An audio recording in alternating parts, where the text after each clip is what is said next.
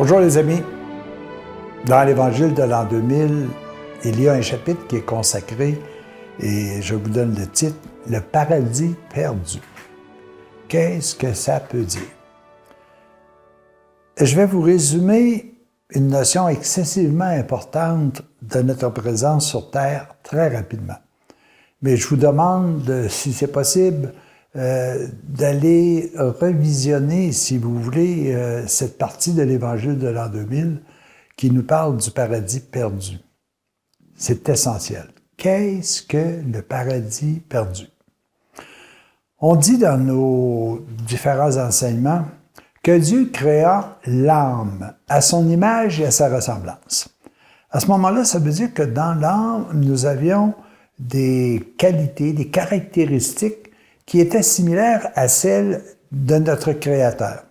Puis notre Créateur, on l'identifie, nous, comme étant Dieu, comme étant notre Père, mais en réalité, notre Créateur, c'est l'amour.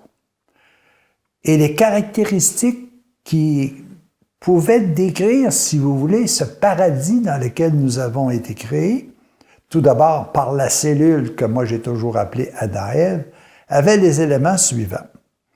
On parlait notamment de l'immortalité.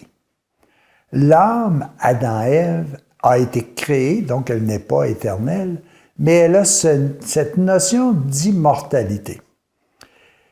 En plus, elle avait en soi la surabondance. C'est comme si l'amour que nous avions n'avait aucune limite, n'avait aucune contrainte, n'avait aucun jugement qu'elle pouvait prononcer. Elle était amour et elle se justifiait uniquement qu'en donnant de l'amour. Il y avait aussi une connaissance totale. Nous n'étions pas aucunement dans l'inconnu. Vous savez, aujourd'hui, on recherche et on éloigne de jour en jour l'inconnu. Pourquoi? Parce que là, on découvre, par exemple, des planètes, on découvre des choses qu'on ne voyait même pas il y a 50 ans, il y a 100 ans. On commence à éliminer l'inconnu. Mais dès le départ, il n'y avait pas d'inconnu. Nous avions la connaissance totale. Nous avions aussi la perfection. Rien n'entravait la réalisation de ce que nous étions. Un élément qui est essentiel, n'apparaissait aucunement la souffrance. Nous étions impassibles face à la souffrance. La souffrance n'existe pas. Et finalement, nous avions une complète liberté. Mais pas une liberté au sens où nous la comparons, nous, à l'esclavage. La liberté, c'était notre capacité à faire le bien, à faire l'amour de la façon dont on voulait le faire. Ces éléments-là constituaient ce que moi j'appelle, ce que nous appelons, et ce que l'Église appelle le paradis. Ce paradis, il était céleste parce que nous l'avions dans une notion d'invisibilité. Mais qu'est-ce qui s'est produit? Cette mission que nous avions de partager l'amour, nous avons décidé en quelque sorte de modifier certaines méthodes. Nous avons voulu faire à notre façon. Pourquoi que nous avions cette capacité-là? Bien, nous étions libres. Et nous avons, au départ, non pas voulu contrecarrer le plan, nous avons même voulu le faire mieux et plus vite.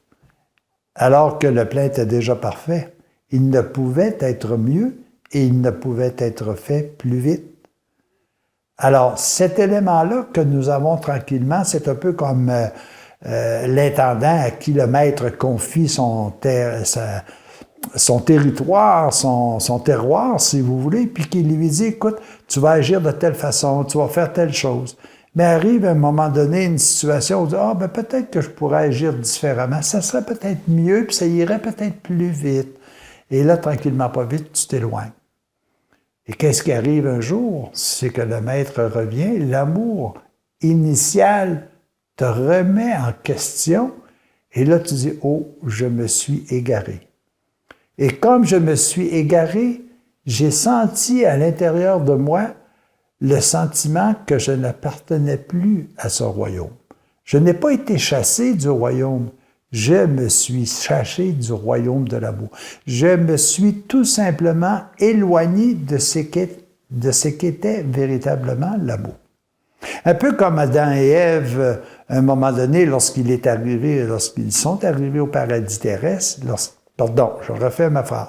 Lorsqu'il est arrivé au paradis terrestre ou lorsqu'elle est arrivée au paradis terrestre, avait comme mission de rebâtir ce qui avait été perdu, de rebâtir les éléments que je vous ai mentionnés tout à l'heure. Et malheureusement, ils ont chuté au contact de la matière. Ils sont tombés dans la mortalité, car la chair a emprisonné leur immortalité.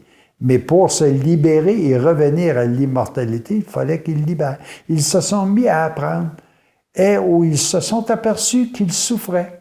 Ils se sont aperçus que leur connaissance était limitée. Ils ont perdu. Nous sommes exactement dans la même situation d'Adam et Ève. Mais Adam et Ève, aujourd'hui, c'est chacun de nous. Et quelle est la mission? C'est de rebâtir ce que nous avons perdu. Il est important pour nous d'éloigner l'immortalité. Vous savez, on dit toujours, bon, c'est vrai que c'était dans le temps, c'était pas calculé de la même façon, mais on dit qu'Adam et Ève, par exemple, ont vécu au-dessus de 900 ans. Abraham aussi, à des âges très avancés. Et là, on s'aperçoit tranquillement pas vite que même il y a peut-être un siècle et demi, la moyenne d'âge était de 40 quelques années. Aujourd'hui, on est rendu peut-être à 80 quelques. On commence à réapprendre à éloigner la mortalité. Est-ce que c'est convenable? Ça, la question d'éthique par rapport à ça, on en parlera une autre fois. Mais on travaille là-dessus. On travaille également en disant, pourquoi on n'est pas fait pour souffrir? Et là, on cherche les éléments qui vont nous permettre de moins souffrir.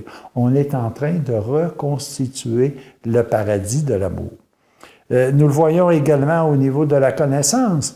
Nous comprenons davantage ce qui nous habite. Nous comprenons davantage le spirituel qui est à l'intérieur de nous. Nous comprenons aussi l'extérieur davantage. Nous voyons l'univers, nous voyons les astres, nous voyons les galaxies.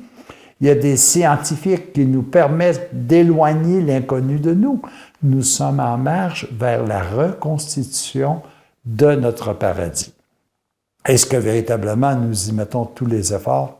Ça, c'est une autre question. Mais la mission que chacun de nous a, individuellement et collectivement, c'est de se ramener à ce que nous étions à l'origine. Puis, vous savez, il y a des efforts à faire. Nous devrons nous débarrasser. Il y a de la souffrance aussi qui devrait être éliminée.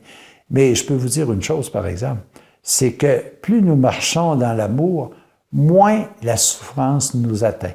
Et même s'il y a des intempéries, nous sommes quand même dans une situation où nous avons la capacité de faire face à des intempéries. Nous avons des conditions qui nous permettent, des expériences qui nous permettent de dire, est-ce que c'est si important que ça? Est-ce qu'on peut agir? Est-ce qu'on peut réagir à ça? Est-ce qu'il y a possibilité que l'on change nos pensées, que l'on change nos jugements, par exemple, que l'on recherche davantage ce qui est beau, bon, juste et louable?